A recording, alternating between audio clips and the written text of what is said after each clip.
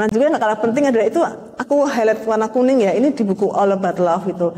Nah kadang ini buku terjemahan. Kadang itu buku terjemahan, seringkali itu tidak ada kayak catatan yang menjelaskan ke pembaca. Jadi kalian mungkin banyak bingung, ini maksudnya apa sih gitu loh. Kan bisa jadi tuh itu pakai idiom ya kan, atau mungkin pakai istilah-istilah yang orang-orang tuh orang sini nggak familiar. Nah kalau itu terjadi, editor itu berhak loh ngasih footnote sendiri. Ya kan? Itu memang itu otoritas dari editor bersangkutan.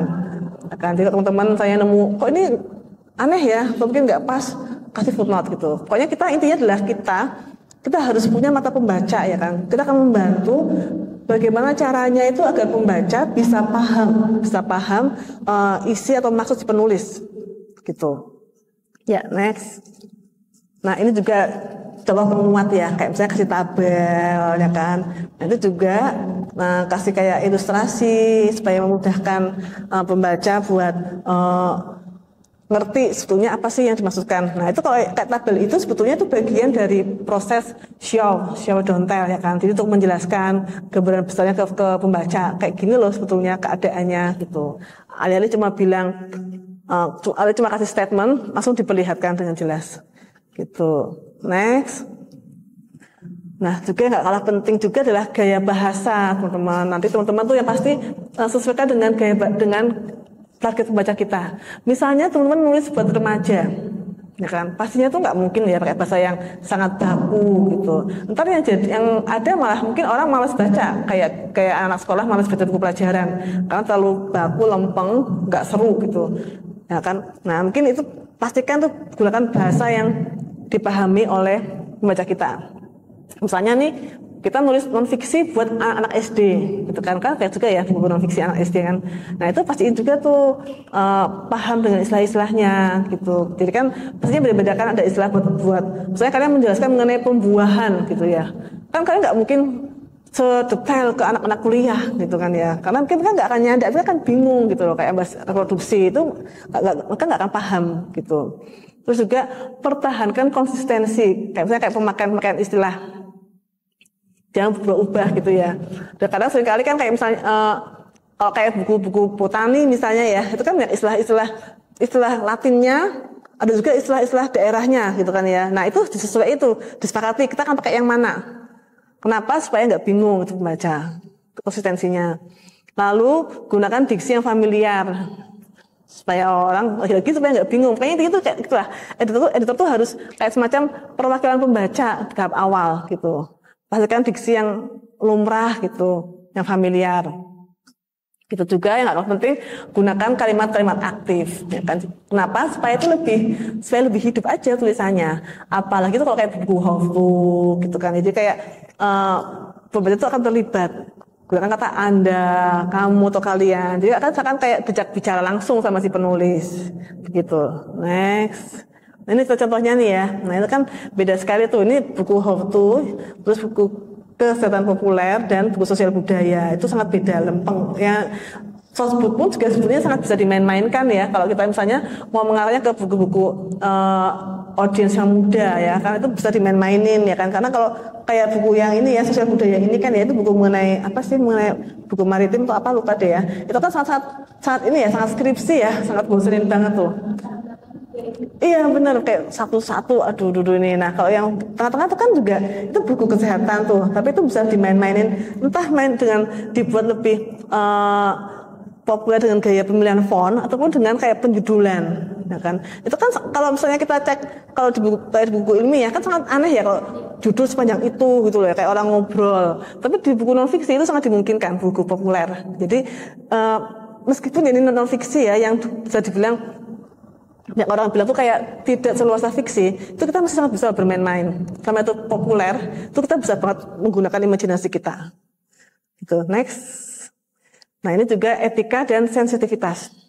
Kalau misalnya kalian baca-baca buku-buku fiksi kan suka nemu ya disclaimer gitu kan ya. Nah ini juga dimasukkan teman-teman. Jadi teman-teman lagi-lagi tuh yang namanya editor, itu memang harus punya banyak wawasan yang luas gitu. Karena kan mungkin ini nggak terkait dengan naskah tersebut, ya kan, nggak terkait langsung, tapi bisa jadi itu akan bermanfaat. Kayak misalnya nih ya, sekarang kayak gini, misalnya kayak buku feminis tapi tulis oleh laki-laki. Dulu itu kan nggak apa-apa, terus kan itu jadi isu gitu. Nah itu kita perlu ini, kita juga itu perlu kita ketahui. Atau mungkin misalnya kita itu buku membahas mengenai mengenai bunuh diri gitu ya kan. Tapi mungkin kita itu menargetkannya ini bukan buku tentang bunuh diri, tapi bukan buku agama ya kan. Jadi sebetulnya kita akan lebih tepat kalau pakai pendekatan mental health ya kan ya. Nah kalau misalnya teman-teman itu menyasar ke pembaca-pembaca muda atau mungkin yang punya awareness tentang mental health itu akan nggak pas kalau kalian misalnya penulis mencantumkan masalah masalah keimanan di buku tersebut. Jadi kayak agak nggak pas aja sih sama si target pembacanya gitu. Dan juga itu yang jelas itu untuk menetralkan ya masalah-masalah kayak hal kayak gini ini, kita lagi perlu rajin ngobrol dengan penulis. Jadi jangan bayangkan tuh editor hanya sekedar terima naskah, edit jadi enggak. Ini perlu sekali ngobrol bolak-balik ya. Apalagi kalau ini naskah yang masih dari nol, dari yang masih scratch, yang masih belum disentuh oleh orang lain, ya kan? Itu pasti akan banyak sekali yang perlu diedit, dipangkas dan lain-lain gitu. Jadi teman-teman tuh jangan bayangkan naskah buku yang udah keterima tuh yang adalah naskah yang disahkan oleh penulis, enggak. Itu naskah yang masih mentah banget teman-teman. Jadi bahkan masih kadang seringkali itu kayak masih belum sistematis ya kan, dia masih cuma nulis doang, kadang masih kurang polesan. Nah, itulah peran kita sebagai editor untuk membantu, menambah-nambahin, ngasih masukan, kira apa. Dan artinya apa? Kita juga perlu banyak referensi. Bacalah sebanyak mungkin buku-buku non-fiksi, ya kan, supaya punya gambaran. Kira-kira kayak apa sih fitur yang bisa kita masukkan dalam buku ini, gitu. Dan juga kita tuh editor harus paham pemosisian penulis, gitu. Nah itu akan kita ketahui kalau kita sering ngobrol sama penulis, diskusi juga. Sebetulnya kayak kita ngobrol kira-kira gimana sih pendapat Pak A, Pak B, Pak C dalam buku ini. Dan ini pun juga sebetulnya berlaku juga ya kalau kita nulis esai ya. Kita harus tahu pasti apa sih posisi kita dalam masalah ini, dalam isu ini. Pro atau kontra gitu loh. Nah kan supaya harus konsisten kan. Jangan sampai kayak tadi aku sampaikan, kita di depan bilang bahwa kita mendukung A, tapi ternyata argumen yang tersampaikan malah sebaliknya gitu. Ya, next. Nah ini terakhir ini ya adalah peran pemeriksa aksara. Jadi naskah yang udah bagus idenya, udah rapi sistematikanya, tapi bayangin kalau banyak saltiknya, typonya, pasti malesin banget ya teman-teman ya. Itu nggak nyaman. Pertama teman-teman anak-anak Basindo ya, itu kayak bakalan gatel. Gimana kenapa sih nggak di sekalian gitu loh. Nah ini harus kalian benar-benar pahami. Juga yang nggak kalah penting juga pastinya ini ya harus paham ini ya EYD ya. EYD web itu harus ngotok gitu deh.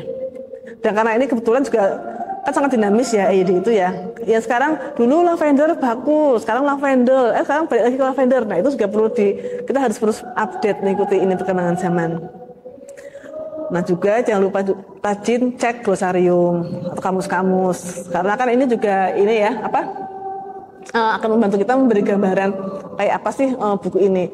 Dan jangan lupa teman-teman ya, ini pemeriksa aksara ini walaupun sepintas kayaknya kok cuma ngecek EYD doang ya, tapi mereka juga berperan penting karena dalam buku itu ada banyak gawangnya gitu ya. Dari gawang tadi ya, gawang di akuisisi, terus di yang pengemasan, lalu di substansi, dan terakhir itu gawangnya di pemeriksa aksara gitu loh. Jadi ada banyak lapis-lapisannya dalam sebuah buku itu.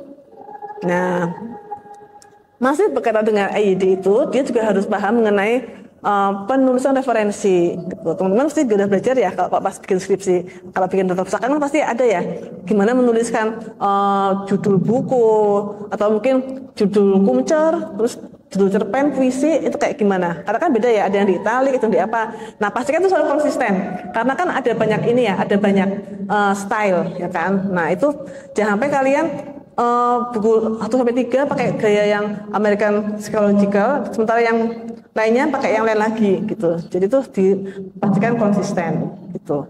Tentunya setiap penerbit punya ini ya, punya selingkuh yang berbeda-beda gitu. Jadi yang penting selama kita konsisten dengan itu masih aman. Dan terakhir adalah belum ya. Nah kita tuh harus pemeriksa aksara itu juga harus punya pemahaman yang bagus tentang fitur buku non-fiksi Ya kan, kalau itu di bagian sistematika itu kita merancang kira-kira akan ada apa aja ya di buku ini, fitur apa aja akan dipakai. Nah kalau pustasara itu harus memastikan konsisten gitu, karena seringkali bagian fitur yang misalnya apa ya kayak tips gitu ya, kadang-kadang tips di kolom sendiri itu beda font atau apa, itu dia memastikannya harus seragam. Tambah kayak kutipan ya kan juga ada kutipannya. Nah, apakah akan pakai catatan akhir atau kaki itu juga perlu dipertimbangkan. Jadi memang semua jadi bilang dia itu kayak semacam penjaga gawang terakhir gitu kan ya. Setelah semuanya di fokus bagian kontennya dia akan memoles supaya enak dibaca dan lebih rapi begitu.